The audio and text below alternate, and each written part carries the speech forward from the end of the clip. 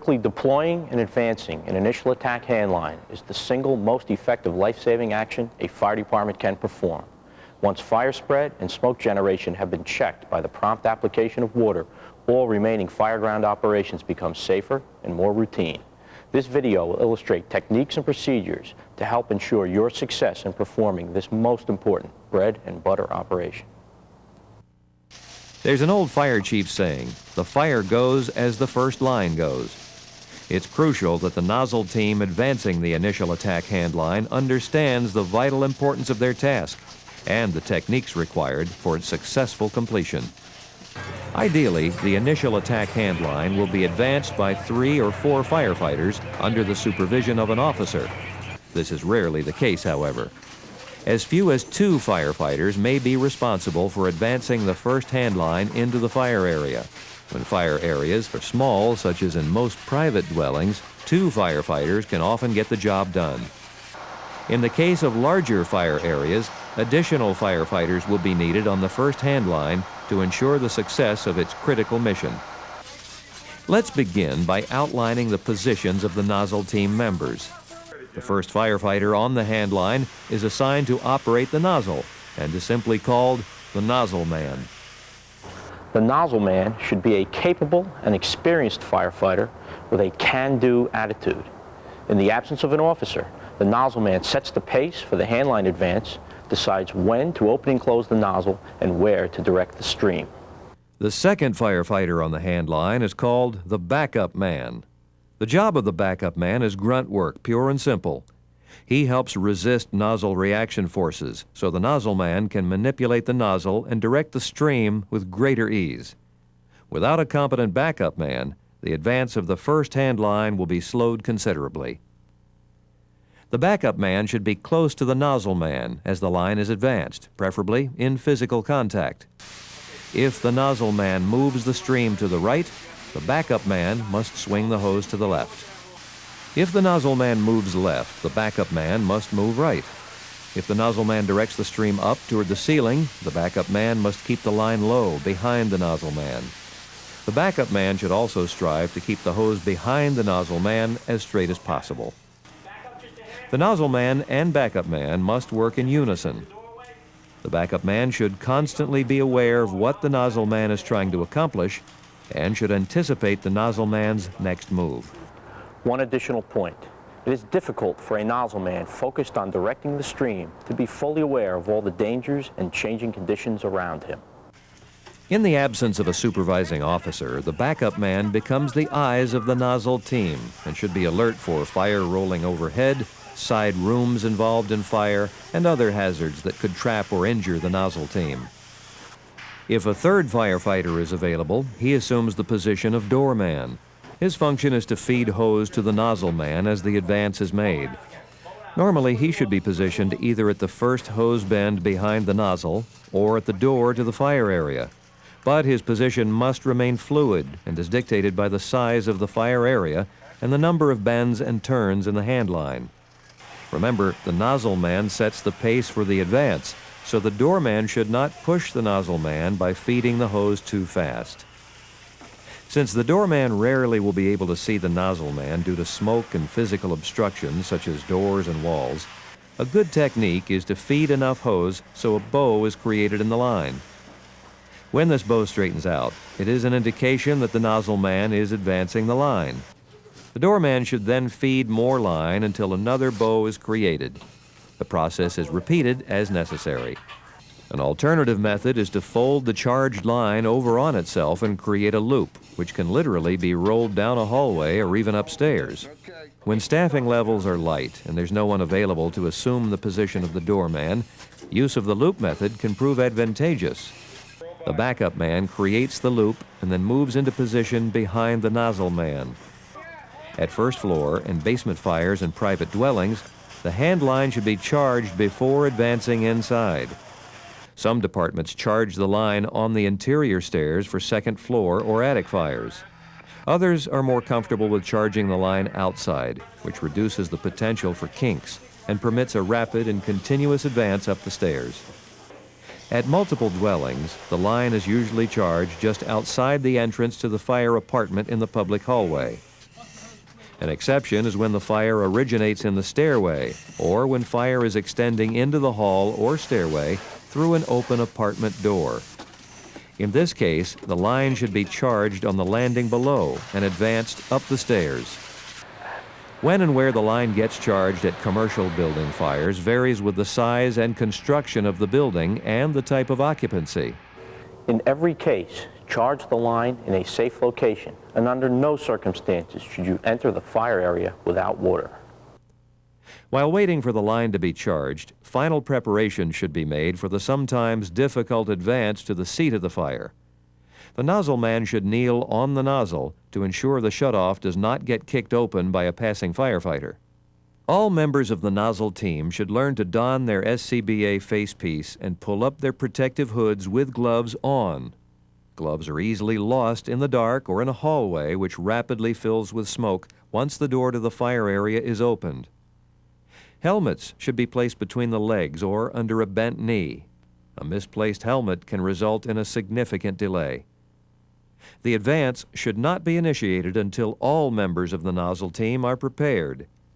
In the absence of an officer, the nozzle man should ask each firefighter if he is ready to go. All members of the nozzle team should be on the same side of the handline. Remain low. Use the door and wall as a protective shield against venting heat and fire once the door is opened. As soon as the nozzle team is set for the advance, the officer should call for water via his portable radio. If there is no officer present, the nozzle man should be radio equipped. He will use the radio to call for water, to inform the incident commander of the nozzle team's progress, or lack of it, and to call for help in an emergency situation. The radio also is critical for receiving information from the pump operator about water supply status, particularly in cases where the initial attack begins off booster tank water and switches to hydrant water or another continuous source. If a fog nozzle is used, the nozzleman must check to ensure that the nozzle is in straight stream position. In straight stream position, the pattern adjustment ring is rotated all the way to the right as you hold the nozzle. A straight or solid stream should always be used for interior attack to avoid violent disruption of the thermal balance with its accompanying loss of visibility and increased risk of steam burns.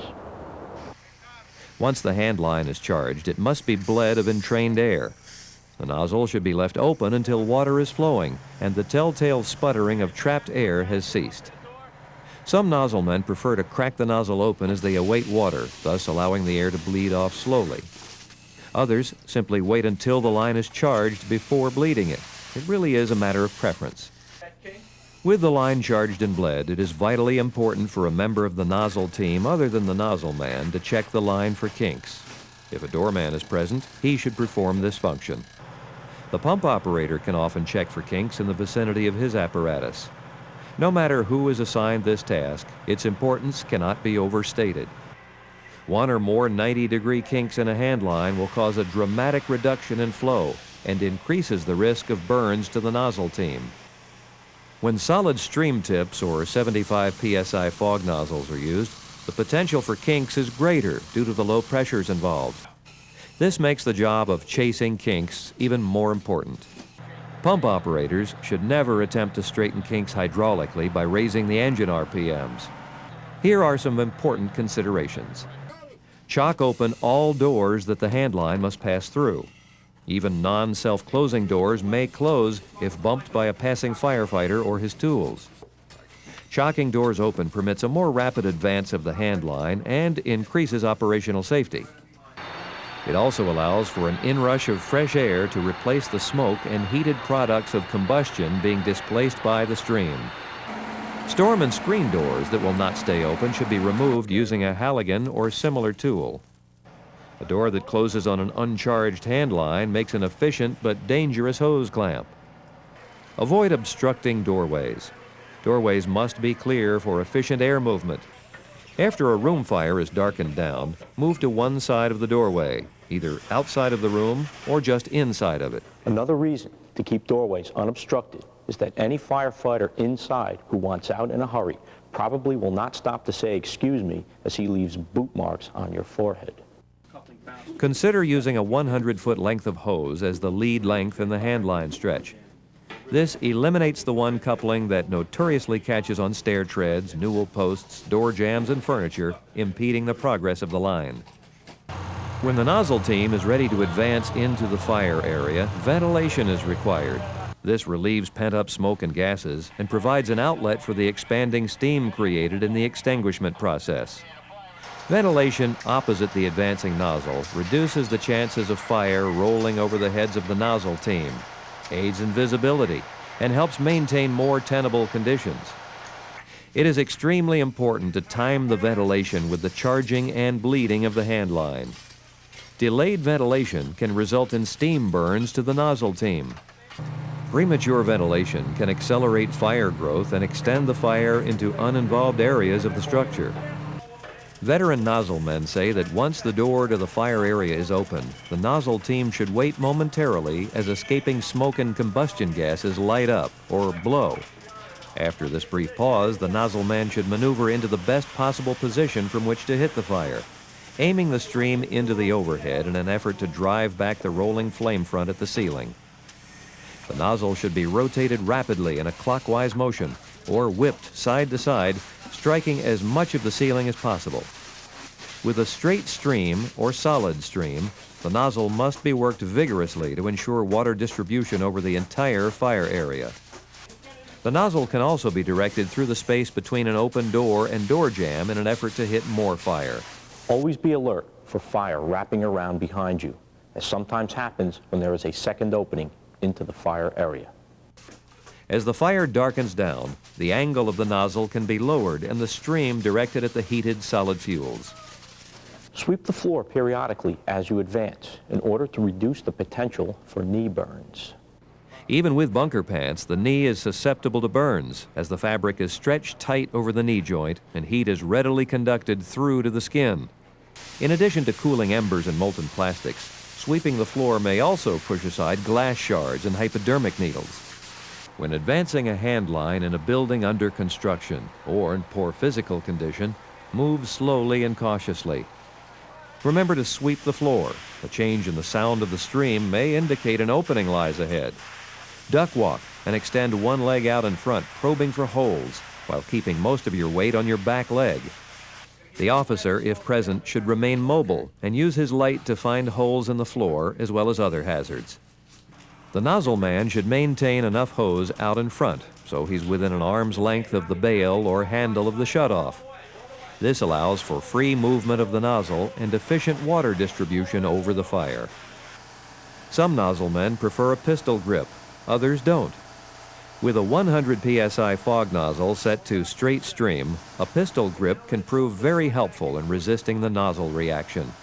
On the other hand, a pistol grip can interfere with rapid nozzle movement because the firefighter's natural tendency may be to keep it close to his body. This should be avoided. By listening to the sound of the stream as the nozzle is directed out front and overhead, the nozzle man can tell if the water is hitting a wall or passing through an opening, perhaps a window, or a doorway to another room involved in fire. Finding a window opening is important and is done for two reasons. First, if an exposure is involved in fire, the stream can be directed across an alley or shaft to extinguish as much fire as possible. Second, the nozzle can be changed to a fog pattern and used to create an effective negative pressure vent, efficiently removing smoke and heated combustion gases from the fire area. Even a solid stream tip with the shutoff partially closed will move a significant volume of air. Here are some additional techniques to increase the safety and efficiency of any handline advance. Use the long reach afforded by a straight or solid stream to best advantage, especially when moving down a long hallway with fire traveling across the ceiling towards you, or when fire is exploding out the front door of a house and rolling under the porch roof. If the fire's location is not evident on arrival, or on opening the door to the fire building or fire apartment, move toward the area of greatest heat, all the while looking